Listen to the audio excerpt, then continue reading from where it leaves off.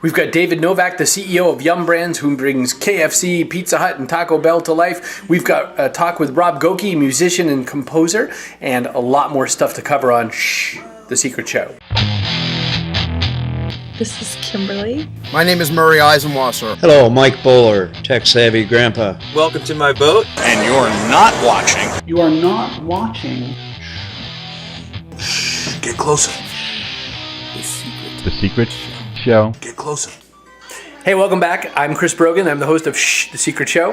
This is a show where we cover all kinds of things about making stuff, telling stories, finding the kind of story that matters the most to you. So we're going to get involved with a whole bunch of stuff. I've got some interviews. I've got some interesting stuff in the UPS store mailbag and a whole bunch of other little bits for you. So let's dig right in. One of the things we do at The Secret Show is to show you the scenes behind the scenes so you get a sense of how the process works. For example, one of the things that I'm experimenting with this time is I'm using 2 cameras and trying to go for a 2-camera shot. So I'm not yet adept at what that's going to mean or how that's going to put together. But for example, as we're doing this, I could switch to this look and you'd see at least a different angle, which cuts things up. And so what's the benefit of cutting things up? It allows you to have that sense of the way we actually see TV today. If you watch any regular TV program, you'll see lots more cuts. You'll notice that there's lots of different angles and they do different effects, and maybe one's kind of a wobbly cam. And then the other parts are a little different, a wider shot, a pulled in shot, whatever. And they cut that all together, and that makes you get something different out of the experience. So in thinking about this, again, as you're going a little deeper, as you think about you want to go a little deeper, even if you just use one camera, the way to do that is to pause and then reset the shot and maybe turn yourself, do something different. You can do all kinds of things. So it's up to you. That comes out in editing. And then again, it's one of those things where it takes you a little while to get comfortable with editing, but as you do, you can start exploring stuff. But why do we talk about this? Because one of the other points is that this is how you end up building your platform. This is how you end up growing your own thing and being able to talk about the things that matter to you. Again, 2012 is the year of oversaturation. We are all about understanding how we're going to build a better platform and create stories and talk to people and do stuff in a way that's going to help us get seen above just the conversation that happens in social media. So that's the point with that one. I don't make this show for myself, so I have a question for you. Who would you want to see if I were going to cover interesting people? If you wanted me to talk to more people, interview more people, around themes about how to make your own platform and grow your own channel, around themes of how to be a little bit more brave, what kinds of things do you want to have covered here? A lot of people have said to me, it seems like a show about nothing. There's a little bit of method to that particular madness. The show is an evolving thing because we're talking through and we're showing you, and by we, you and me, there's no royal we here, it's just me, Chris. But what I'm saying is, the opportunity is that you're seeing something and how it can come together. I'm showing you the behind the scenes of it live in front of the scenes. You're on the inside of this one. Does that make sense? But who do you want to see? If this is a show that covers how to grow your own platform, if this is a show that talks about interesting things in the world, things that might be of interest to you, what do you think? Send me mail, nl@bteam.co, or shoot a video. I want video responses like you wouldn't believe. I just really want to see you creating video. You could throw it up on YouTube. Send me the link to the YouTube. Remember that you can put it as unlisted so that you don't have to have it in your regular YouTube flow if you want. Just send me the URL, and as long as it's okay for me to cut it up and put it up on the show, that'd be great. Go for brevity. We're a big fan of brevity here at the show. That's everyone's vote has been brief, and that includes you. So let's do that. Send me mail, nl@bteam.co. Shh, get closer. Get closer. I had the great opportunity to interview David Novak, who's chairman and CEO of Yum Brands, which is Pizza Hut, Kentucky Fried Chicken, Taco Bell. He came up through PepsiCo and PepsiCo Bottling Company, and then found his way over into Yum Brands. But he's written a book called Taking People With You, and it's quite inspirational. There's a lot of information in there for leadership. It's come from a lot of the courses that Novak has run, and it's definitely worth checking out. Here's what we had to say. So you did talk about being a lifelong student, and I agree that's vital to being able to execute on a book like this and or to execute on your courses. But I want you to think back, maybe late 20s or so, when you first started getting into corporate culture, like maybe even as you're coming up in the bottling plant at PepsiCo before you came over to Yum, we have the situation where senior leadership will go off to some kind of rah-rah session and come back and say, you've got to do this new thing that we all taught you to do. You're on the other side of that coin now. You're the one teaching the rah-rah session. So how do you advise that it really becomes sort of living and breathing inside a company? When people do this, how do you get them from, that was a great book, to everyone's going to really sing this song? Well, I think the big thing is that you can't have a you got to do mentality.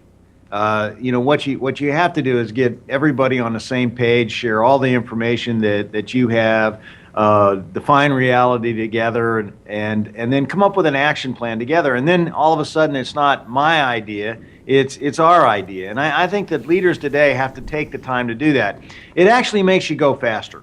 A lot of times people think that they don't have time to get people involved. They got to move forward. But if you don't take the time to get people involved up front, you're always going to have to circle back later and get it done. So, what I try to do is just take the time to have everybody understand why we're doing what we're doing, ask people what they think about the ideas that I may have or some other leader may have, get their input, adjust if necessary. But then together, it's you move from me to we, which I think that's what leadership is all about. So you can find out more about taking people with you here at this link, and I think it's a book that's worth checking out no matter what size organization you are. If you're sort of a solo business, or if you're trying to figure out solopreneurship, maybe it's not the timing for the book for you, but it's definitely something to think about in the future, because one of the things that's pointed out in that interview, and there's the longer interview here, is that what you can do with this sort of information is you can then grow yourself into, your next steps. Leadership starts with you being able to do what you do, but you can't do more without a team. So that's the book to check out. It's called Taking People With You. It's David Novak, and check it out. So in working on getting fit, I'm doing things like yoga. I'm out here doing a little bit of trail running with Jack. And one of the things I use is called a Fitbit. And, it's like your pedometer kind of a thing. And one of the other things that I've been using is from Polar, and Polar has heart rate monitors and things like that.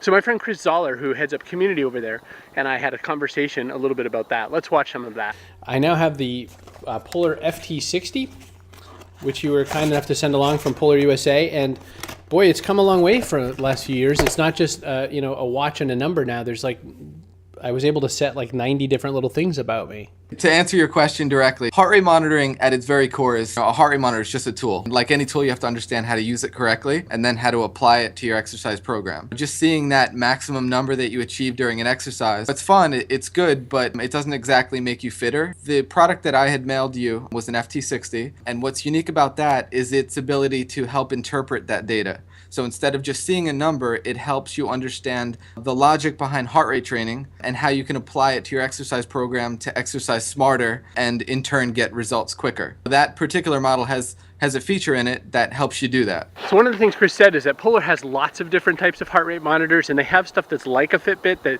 you can add in even more data. There's this trend towards capturing a lot of data and doing a lot of stuff with it. One of the things you need to be wary of, and Jack and I talk about this, it's kind of her big thing, is the numbers aren't everything. Getting the 10,000 steps, but if they're 10 lame thousand steps, that's no good. Looking at your scale is not helpful, because as you're losing weight and you're gaining muscle, of course your numbers aren't going to change. So you got to look at some other measurements. Some people do measurements, they measure their arms and they measure their waist and things like that. Other times they do things, measure their size of their jeans. And if you're a 38 waist and you're trying to get down to a 34 waist, you know when you've hit it, and it has nothing to do with the number on the scale. So, take numbers with a grain of salt, but they are kind of interesting to see what you come up with.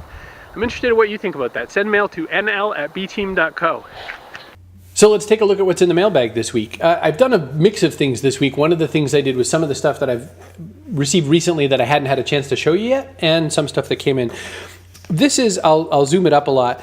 What I liked is that my friend Simon Salt, I'm always calling myself a typist, and my friend Simon Salt sent me this thing, and it was really, really nice. It's a badge that talks about, I guess it's once you reached certain amounts of words per minute, you received a special badge of honor for being a better typist. So Simon, that was very personal and very nice of you to do.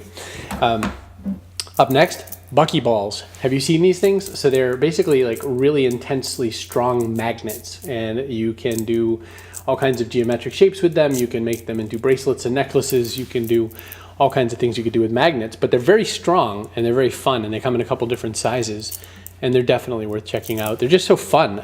Once you, like at first you're like, who cares magnets? But once you pick up a set and start playing with them, then suddenly you want them with you. You use them like a stress ball sometimes. I wear mine like a necklace just so I have them around. So who knows, maybe ask me at a conference.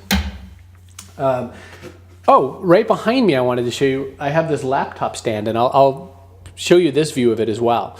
So this laptop stand, people talk about wanting a standing desk. I don't know if you've been reading the news, but there's all this information about the fact that, you know, if we sit too much, we're prone for even more types of cancer, and that's not so good.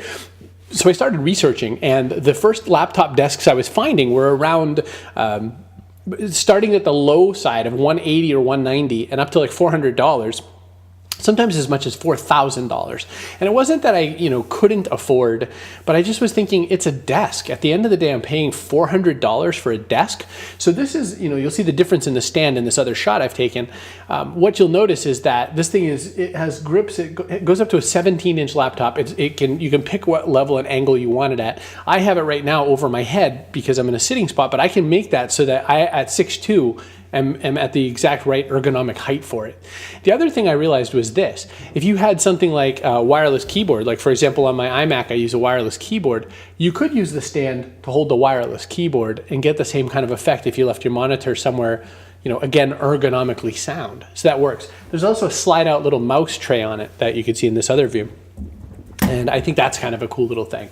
My friends at the Roger Smith Hotel, thank you John Knowles and otherwise, sent me some of those customized Nike shoes, and they sent me the Roger Smith Hotel version of the RS Nikes. If you take a look at these babies, they are colorful, but this is what you can do. You can make your own Nike shoes, and these are the Roger Smith version. So thank you so much. They're available on sale, I guess, at rogersmithhotel.com and also at the front desk, oddly enough, as one might think when they're checking into a hotel. You know what I need is a customized, really colorful set of Nike Air. Last up was actually a Christmas gift that Jack got me, but most of you know that I'm a Batman fan, and if you don't, I'm a Batman fan. This is the Batman Files, and this thing is huge. It's this big tome of basically all kinds of information about Batman, and it's really only the kind of book that if you're a total Batman fiend, you would want. It's not necessarily a young kid kind of a book, but I would say that, you know, maybe from 10 years and older, if you're into Batman. And when I say older, don't forget there's a bunch of grown-ups like me who maybe also still like Batman. It retails for $100, but you can get it with this link on Amazon for about $61 or so. And so that's not so bad, getting $40 off a giant book. If you have Amazon Prime, that might be good, because I got to imagine that the shipping and handling on this thing is a beast. It's pretty darn heavy. And I think we've covered everything that's in the mailbag.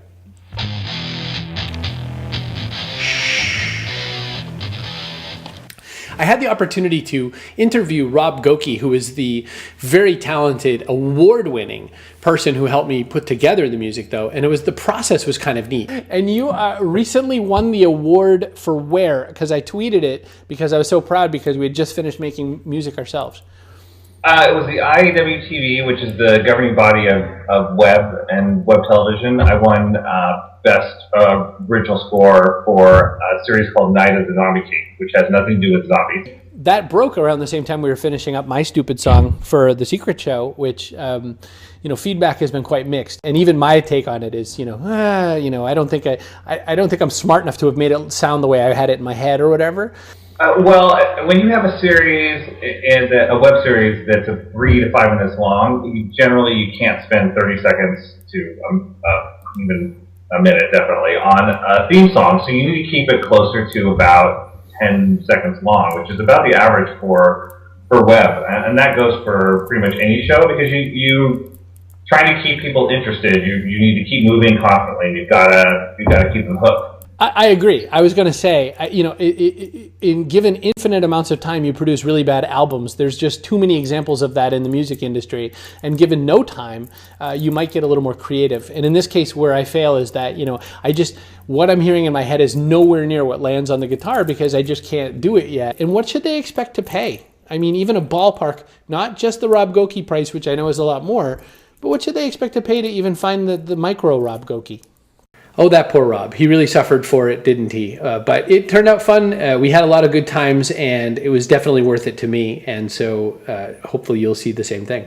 Wow. If you asked people for an opinion, do you get them? I always ask you to send mail to me at nl@bteam.co, and I always pay attention and respond as fast as I can to everybody. I do sometimes get a bit overwhelmed, but I don't make excuses, so that's how it is.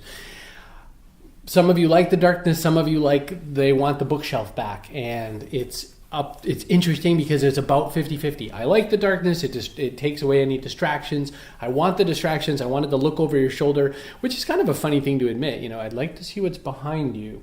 But it was amazing. For as many people as I asked, I got a different opinion. And I'm going to do it all because it's my show and I'm going to try different things. But that's interesting. And so what do you think? I mean, you've had a chance to see both in this episode. And which one's sticking with you? Which one works? Which one do you prefer? I'm up either way. I've got all kinds of new ways to do this. I'm just curious to take your opinions again and see what you think now that you've seen a blend of both.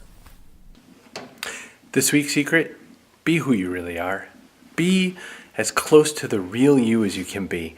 What I've come to learn over time is that the more I am true to who I am, the more I am who I really am, and acknowledge the parts that are good about me and believe in the parts that are bad about me, and accept that it's all a whole package, and know what I'm good at and know what I'm not, and know what I'm capable of accomplishing, and really start to understand what maybe isn't in my ballpark, even if it's what I want or what others want of me. The more I learn that, the more important it becomes for the way things work for me, the success that I have. Learn how more to be who you are. Business and everything else grinds down on the quirky parts. If you're into Batman, be into Batman. If you want long hair, have long hair. Who cares? Be who you want to be. But just make that part of the package. Make it part of who you really are. And stop apologizing for it. Life's too short. That's our secret this week. Shh.